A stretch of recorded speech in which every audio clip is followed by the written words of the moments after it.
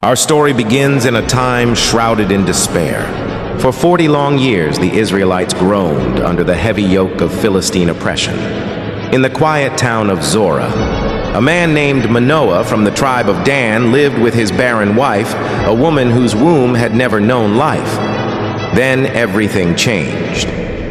One day, a mysterious figure cloaked in divine light appeared, the angel of the Lord. His words shattered the silence. "You are barren, but not for long. You will conceive and bear a son," he warned her. No wine, no unclean food, for the child would be a Nazirite, consecrated to God from the womb, a deliverer, a warrior, a storm waiting to be born. Manoah's wife, shaken and in awe, ran to tell her husband. Manoah, desperate for understanding, cried out to God, and the angel returned. When asked how to raise this child, the divine messenger simply repeated the sacred instructions. This boy was not just any child. He was destiny in the flesh. Soon the child was born, and they named him Samson. From a young age, the Spirit of the Lord stirred within him. Years passed. One day, Samson journeyed to Timnah, and there he saw a Philistine woman. His heart was set. Despite his parents' protests, he insisted, "Get her for me. She is the one." They didn't know. This desire was not just personal. It was divine strategy. God was setting the stage. On the way to Timnah, a deafening roar split the air. A young lion lunged from the shadows. But the Spirit of God rushed upon Samson, and with his bare hands he tore the beast apart like paper. He told no one, a secret between him and heaven.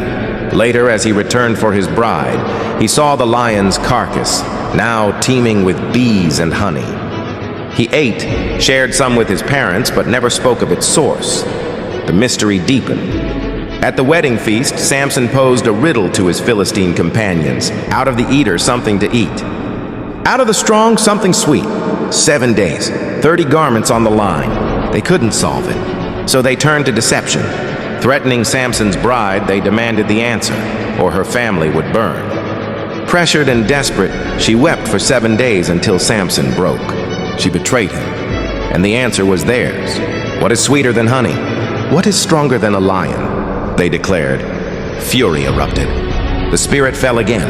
Samson stormed to Ashkelon, struck down 30 men, stripped their garments, and paid the wager. Burning with rage, he abandoned the feast, and his bride was given to another. But the story was far from over. In vengeance, Samson captured 300 foxes, tied their tails with flaming torches, and released fire upon the Philistines' harvest. Grain vineyards, olive groves, all devoured by flames. In retaliation, the Philistines burned his wife and her father alive. Samson swore vengeance. "I won't stop until I've repaid you." He struck them down, then hid in a cave. The Philistines came to Judah, demanding him. 3,000 Israelites found him. "Don't you realize they rule us?" "I did to them what they did to me," he answered. Bound with new ropes, they delivered him. But as the Philistines shouted in triumph, the spirit surged again, and Samson broke free. Grabbing a donkey's jawbone, he struck down 1,000 men. Bloodied and breathless, he stood victorious. Later, betrayed again by desire, Samson fell for Delilah in the valley of Sorek. The Philistine rulers offered her riches to uncover the source of his power. Again and again, she asked. Again and again, he misled her, until at last he caved. "No razor has ever touched my head. If my hair is cut, I will be like any other man." Delilah waited until he slept, called for a razor, and his strength vanished. He awoke to attack, but the Lord had departed.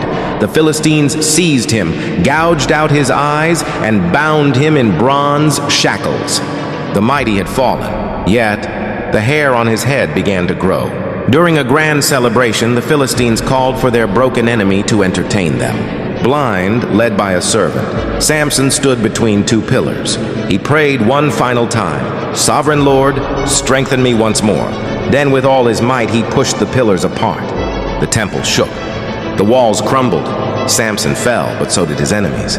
He killed more in death than in life. Now, Samson's story is not just about strength. It's about the tension between purpose and temptation, failure and redemption, weakness and glory. Even in our darkest, most broken moments, God can still use us.